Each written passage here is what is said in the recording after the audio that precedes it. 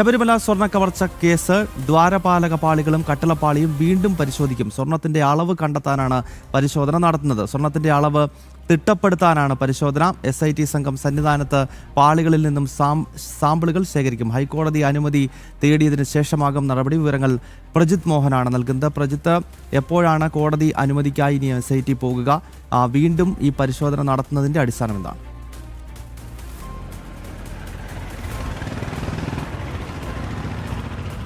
VSSയിൽ നടത്തിയ പരിശോധനകളിൽ നിലവിലുള്ള ചെമ്പുപാളികളിൽ നിന്ന് സ്വർണം കവർന്നതാണ്. അതായത് ചെമ്പുപാളികൾ മാറ്റിയിട്ടില്ല, പക്ഷെ അതിൽ നിന്നുള്ള സ്വർണം അതിൽ പൊതിഞ്ഞിരുന്ന സ്വർണ്ണപ്പാളികൾ മാറ്റിയിട്ടുണ്ട് എന്നുള്ളതായിരുന്നു കണ്ടെത്തിയിരുന്നത്.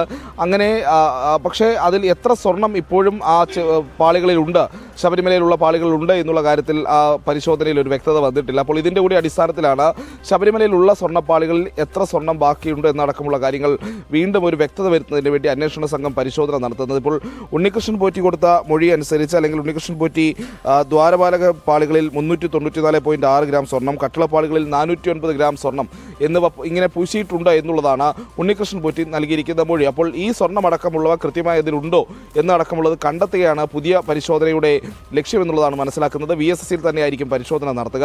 ശാസ്ത്രീയമായ പരിശോധനയ്ക്കുള്ളിൽ എത്ര സ്വർണം ഈ കൊണ്ടുപോയിട്ട് തിരിച്ചു കൊണ്ടുവന്ന് പുനഃസ്ഥാപിച്ച പാളികളിൽ ബാക്കിയുണ്ടോ എന്നുള്ളത് കൂടി കണ്ടെത്തേണ്ടതുണ്ട്. അളവ് കൃത്യമായി കഴിഞ്ഞ പരിശോധനയിൽ ഉണ്ടായിരുന്നില്ല എന്നുള്ളതാണ്. എന്തായാലും സ്വർണ്ണപ്പാളികൾ അതുതന്നെയാണ് എന്നുള്ളത് VSSയിലെ ശാസ്ത്രജ്ഞർ മൊഴി നൽകിയിരിക്കുന്നു. ഇനി അറിയേണ്ടത് അതിൽ നിന്ന് കവർന്നതിന് ശേഷം ബാക്കി എത്ര സ്വർണം ഇപ്പോൾ ശബരിമലയിൽ ഈ പറയുന്ന കട്ടിളപ്പാളികളിലും ദ്വാരപാലക ശില്പപ്പാളികളിലും ബാക്കിയുണ്ട് എന്നുള്ളതാണ് പരിശോധിക്കുന്നത്. എന്തായാലും ഇതിൽ കോടതിയുടെ അനുമതി വേണ്ടിവരും. അതോടൊപ്പം തന്നെ തന്ത്രിയുടെ അഗ്നിച്ച് അടക്കമുള്ളവ വാങ്ങേണ്ട സാഹചര്യം ഉണ്ടാകും. അപ്പോൾ അതിൻ്റെയൊക്കെ അടിസ്ഥാനത്തിലായിരിക്കും ഈ പരിശോധന നടക്കുക എന്നുള്ളതാണ്. ഇതിൻ്റെ ഭാഗമായി ഈ അനുജ്ഞയും കോടതിയുടെ അനുമതി ലഭിച്ചു കഴിഞ്ഞാൽ SIT ശബരിമല സന്നിധാനത്തെത്തി വീണ്ടും സാമ്പിൾ പരിശോധനയടക്കം നടത്തും. ഗൗതം. ഓക്കെ പ്രജിത്ത്, എന്തായാലും ശബരിമല സ്വർണ്ണ കവർച്ചയിൽ ധാരാളം അപ്ഡേറ്റ്സുകളാണ് വരുന്നത്. SIT വീണ്ടും സന്നിധാനത്തെത്തി ഈ ദ്വാരപാലക ശില്പങ്ങളും അതോടൊപ്പം തന്നെ കട്ടിളപ്പാളിയും പരിശോധിക്കാനാണ് തീരുമാനം. ഇതിന് ഹൈക്കോടതിയുടെ അനുമതി ഉടൻ തന്നെ SIT തേടുമെന്നാണ് പ്രജിത് മോഹൻ റിപ്പോർട്ട് ചെയ്യുന്നത്.